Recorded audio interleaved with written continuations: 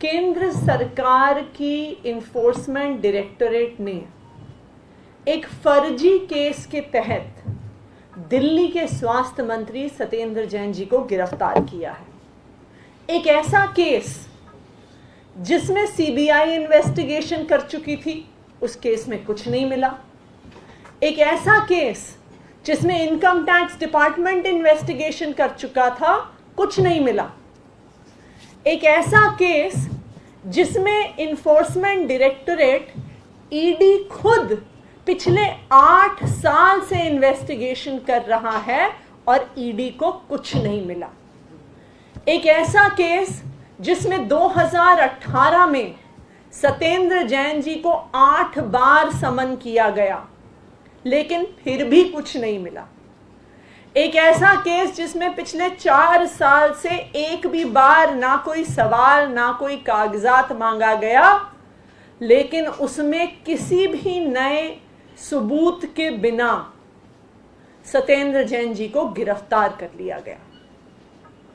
सत्येंद्र जैन जी की गिरफ्तारी होने वाली है, ये दिल्ली के मुख्यमंत्री अरविंद केजरीवाल जी ने कई महीने पहले बता दिया था, क्योंकि हमें बहुत विश्वसनीय सूत्रों के हवाले से पता चला था कि केंद्र सरकार ने अपनी सब एजेंसीज को एक मैंडेट दिया है कि जैसे तैसे हो सके आम आदमी पार्टी के नेताओं को, मंत्रियों को, विधायकों को फर्जी केसों में फंसाओ।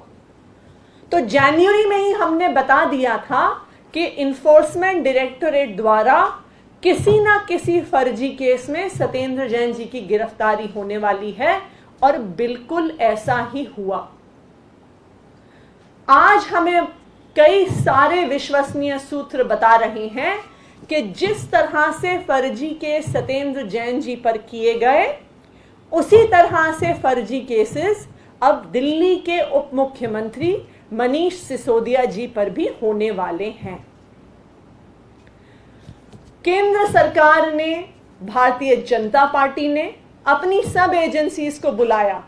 उन्होंने सीबीआई को बुलाया, उन्होंने दिल्ली पुलिस को बुलाया, उन्होंने एंटी करप्शन ब्रांच को बुलाया, उन्होंने इनकम टैक्स डिपार्टमेंट को बुलाया, ईडी को बुलाया और कहा कि सब लोग फर्जी केस बनाने में लग जाओ, किसी ना किसी केस में तो फंसा के लेकर आओ मनीष सिसोदिया को।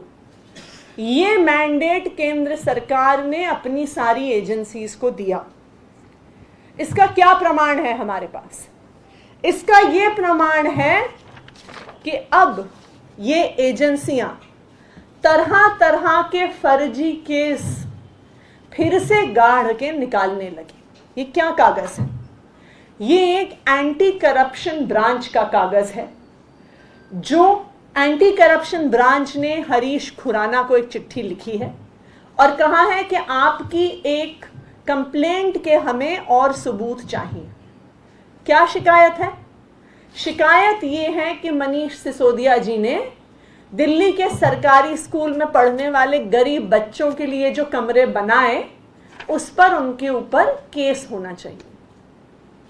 और सबसे इंटरेस्टिंग बात उसमें यह है, और ये हमने हाईलाइट किया है और ये हम सारी मीडिया से शेयर भी करेंगे, कि एसीबी लिखता है, the complaint dated 2 July 2019 submitted by your good self has been forwarded to DCP New Delhi. 23 मई 2022 को 2 जुलाई 2019 की कंप्लेंट निकाली जाती है और उस पर कार्यवाही और कागजात की डिमांड करी जाती। पिछले 3 साल से कहां था यह केस? पिछले 3 साल से इस पे क्या जांच हुई? पिछले 3 साल से इस पे क्या इन्वेस्टिगेशन, क्या कार्यवाही हुई? नहीं हुई, क्योंकि इन सब एजेंसियों को भी पता है कि यहां पे कोई भ्रष्टाचार नहीं है। पर जब केंद्र सरकार द्वारा, भारतीय जनता पार्टी द्वारा सब एजेंसीज को मैंडेट दिया जाता है, तो सब कुछ गड़े मुर्दे निकालकर, फर्जी केस निकालकर, कोई भी पुरानी कंप्लेंट निकालकर अब फर्जीवाड़ा करने की कोशिश कर रही हैं। पहले सत्येंद्र जैन जी पर फर्जी केस होते हैं, अब मनीष सिसोदिया जी पर फर्जी केस का प्रयास होता है। कौन है ये सत्येंद्र जैन और मनीष सिसोदिया? क्यों पड़ी है केंद्र सरकार इनके पीछे? केंद्र सरकार इनके पीछे इसलिए पड़ी है क्योंकि मनीष सिसोदिया जी वो शिक्षा मंत्री हैं जिन्होंने दिल्ली के गरीब बच्चों को, दिल्ली के 18 लाख बच्चों को अच्छी शिक्षा दी है। मनीष सिसोदिया जी वो शिक्षा मंत्री हैं जिन्होंने जब शिक्षा का कार्यभार संभाला था तो आप दिल्ली के सरकारी स्कूल में जाइए तो सबसे पहले टॉयलेट की बदबू आती थी। ऐसे होते थे दिल्ली के सरकारी स्कूल। बच्चों के बैठने के लिए टेबल नहीं होते थे, क्लासरूम में टीचर नहीं होते थे, पीने का पानी नहीं होता था। मनीष सिसोदिया जी वो शिक्षा मंत्री हैं जिन्होंने दिल्ली के सरकारी स्कूलों में एक क्रांति की शुरुआत करी और आज वो क्रांति यहां पर पहुंची है कि आज दिल्ली के सरकारी स्कूलों के नतीजे प्राइवेट स्कूलों से बेहतर आते हैं। आज दिल्ली के सरकारी स्कूलों के बच्चे आईआईटी, जेईई, नीट क्लियर करके देश के बड़े बड़े कॉलेज में जाते हैं। आज दिल्ली के सरकारी स्कूलों में एडमिशन के लिए हजारों बच्चे अप्लाई करते हैं। 5000 सीटें होती हैं हमारे स्कूल ऑफ स्पेशलाइज्ड एक्सीलेंस में और 80,000 लोग वहां पे एप्लीकेशन डालते हैं। इस शिक्षा क्रांति के प्रणेता हैं मनीष सिसोदिया जी। कौन है सत्येंद्र जैन जी? सत्येंद्र जैन जी वो स्वास्थ्य मंत्री हैं जिन्होंने हर दिल्ली वाले को अच्छी स्वास्थ्य की व्यवस्था बिना कोई भी पैसा खर्च किए दी जा सकती है, उसका मॉडल देश के सामने, दुनिया के सामने रखा है। वरना आप याद करिए, एक बीमारी के लिए एक परिवार को अपने सारे गहने गिरवी रखने पड़ते थे, अपनी जमीन बेचनी पड़ती थी, अपना घर बेचना पड़ जाता था जब प्राइवेट अस्पतालों में लाखों रुपए के इलाज कराने पड़ते थे। ये वो सत्येंद्र जैन जी हैं जिन्होंने हर दिल्ली वाले को फ्री इलाज की सुविधा दी है। ये वो सत्येंद्र जैन जी हैं जिनका मोहल्ला क्लिनिक का मॉडल पिछले 2 महीने में 3 चीफ मिनिस्टर देख के गए हैं। ये वो सत्येंद्र जैन जी हैं जिनकी मोहल्ला क्लिनिक में फ्री दवाई मिलता है, फ्री टेस्ट मिलता है, फ्री इलाज होता है। और आज दुनिया पहचान रही है दिल्ली के इस मॉडल को। जब वर्ल्ड इकोनॉमिक फोरम में चर्चा होती है दुनिया के विकास के बारे में तो दिल्ली सरकार के प्रतिनिधि को बुलाया जाता है। जब यूनाइटेड नेशंस में चर्चा होती है तो दिल्ली सरकार के प्रतिनिधि को बुलाया जाता है। जब वर्ल्ड एजुकेशन फोरम में चर्चा होती है तो दिल्ली सरकार के प्रतिनिधि को बुलाया जाता है। जब वर्ल्ड सिटीज कांग्रेस जो सिंगापुर में होने वाली होती है तब दिल्ली सरकार को बुलाया जाता है। क्यों? क्योंकि आज पूरी दुनिया पहचान रही है कि जो दुनिया भर में शिक्षा, स्वास्थ्य, बिजली, पानी की समस्याएं हैं उसको सुलझाने का मॉडल दिल्ली सरकार लेके आई है। और भारतीय जनता पार्टी को तो ये पचता नहीं है। कैसे पचेगा? वो थोड़ी चाहते हैं कि हर गरीब को इलाज मिले, वो थोड़ी चाहते हैं कि दिल्ली के हर गरीब को अच्छी शिक्षा मिले। उन्हें पता है कि इस दिल्ली मॉडल के माध्यम से राज्य दर राज्य में अरविंद केजरीवाल जी का स्वागत हो रहा है।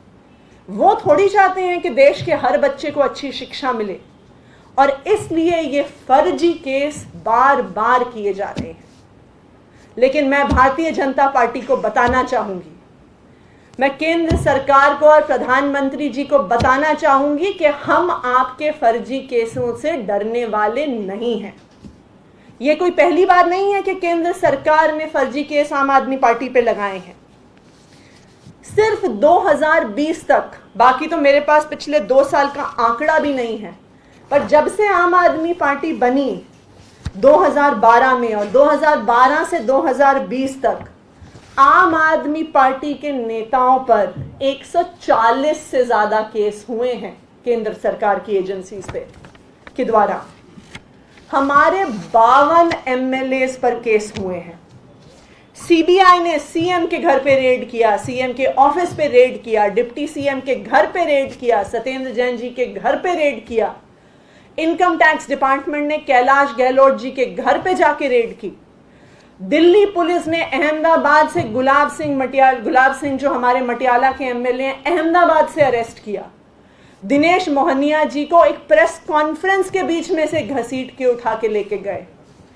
इतने सालों में चाहे सीबीआई हो, चाहे दिल्ली पुलिस हो, चाहे एंटी करप्शन ब्रांच हो, चाहे ईडी हो, केंद्र सरकार ने हर संभव कोशिश करी है आम आदमी पार्टी पे ऐसे फर्जी केस बनाने की, लेकिन आज तक एक भी केस में आम आदमी पार्टी के कोई भी नेता पर कोई भी इल्जाम साबित नहीं हुआ। हर बारी जब ये केस फाइनली कोर्ट पहुंचे हैं तो कोर्ट ने दिल्ली पुलिस को फटकार लगाई है, सीबीआई को फटकार लगाई है और कहा है कि बिना सबूत के तुमने ये केस कैसे किया, बिना सबूत के तुमने ये अरेस्ट कैसे किया। तो इसलिए मैं केंद्र सरकार को कहना चाहती हूं कि हम आपके इन फर्जी केस से डरने वाले नहीं हैं। और आज दिल्ली की जनता भी देख रही है और देश की जनता भी देख रही है कि जो देश में एक ईमानदार सरकार है, जो एक आम आदमी के लिए, गरीब आदमी के लिए काम कर रही है, अच्छी बिजली, पानी, शिक्षा, स्वास्थ्य देने का काम कर रही है, आप उसी सरकार को काम नहीं करने दे रहे हैं। आपके इन्हीं केसेस की वजह से आम आदमी पार्टी एक बारी 67 और एक बारी 62 सीटें लेके आई है।